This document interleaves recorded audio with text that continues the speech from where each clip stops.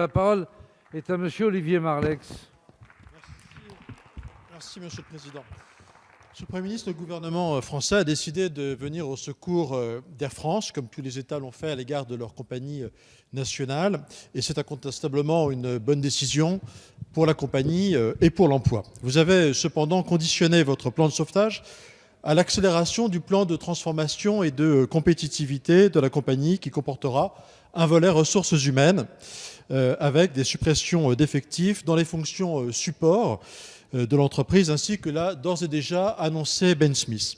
Il est regrettable que ce plan de restructuration, dont votre gouvernement a fait la condition pour venir en aide, ne soit pas rendu public en même temps que votre décision de soutien. C'est donc ma première demande, le rendre public. Et la seconde, de manière un peu plus précise, quelle garantie avez-vous demandé au président d'Air France pour protéger les emplois français, pour protéger la place de nos compatriotes à l'occasion de cette restructuration?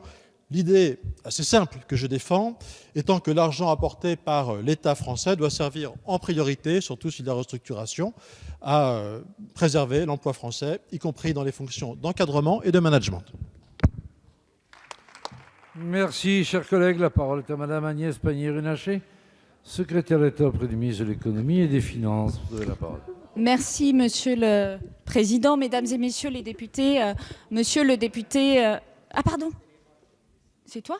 Non, mais vas-y, moi, j'ai pas... Bon, Monsieur le député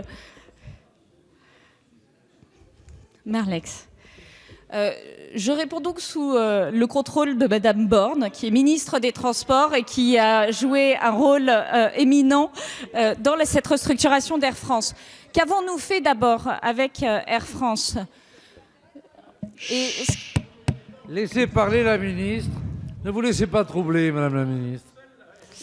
Qu'avons-nous fait en venant au secours d'Air France? Nous avons posé un certain nombre de fondamentaux. Le premier fondamental, c'était d'engager Air France dans la transition écologique énergétique un pas plus loin, avec, dans le contrat qui est noué avec la compagnie, des engagements très précis, que ce soit en termes d'innovation, mais que ce soit aussi en termes d'investissement dans les biocarburants, dans le fait de se tourner vers une aviation de nouvelle génération, et que nous accompagnions au niveau de la filière aéronautique aussi, en leur demandant de faire cet effort. Donc ceci est un effort cohérent. Deuxième élément, effectivement, nous investissons pas à fond perdu, mais nous essayons de penser l'avenir, d'avoir une compagnie aérienne française qui soit capable de redémarrer avec la croissance et le redémarrage de l'aviation commerciale. Et je crois que la discussion que nous avons avec Air France, elle doit se nouer aussi, si vous le permettez, c'est la démocratie sociale, avec les salariés d'Air France, avec les organisations syndicales d'Air France. C'est la façon dont ça se déroule habituellement.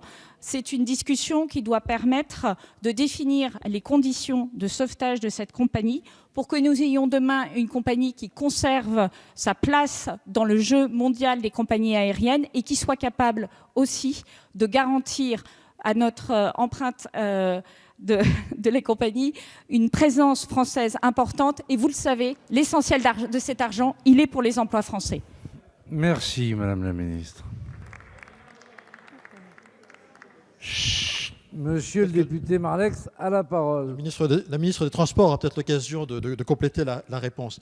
Ma question, Madame la ministre, c'était la préservation de l'emploi de nos compatriotes français dans l'entreprise, et notamment dans les instances dirigeantes de l'entreprise, dans l'encadrement, partout, à vrai dire, dans cette entreprise qui emploie plus de 41 000 personnes sur à peu près aujourd'hui tous les continents. Je n'ai pas eu de réponse à cette question, mais au moment où la compagnie demande l'aide de l'État, je pense qu'il serait bienvenu que l'État lui demande de faire une place particulière pour cette préoccupation de la place des Français dans le management de l'entreprise. La nationalité des candidats n'est pas quelque chose d'anecdotique, Madame la ministre.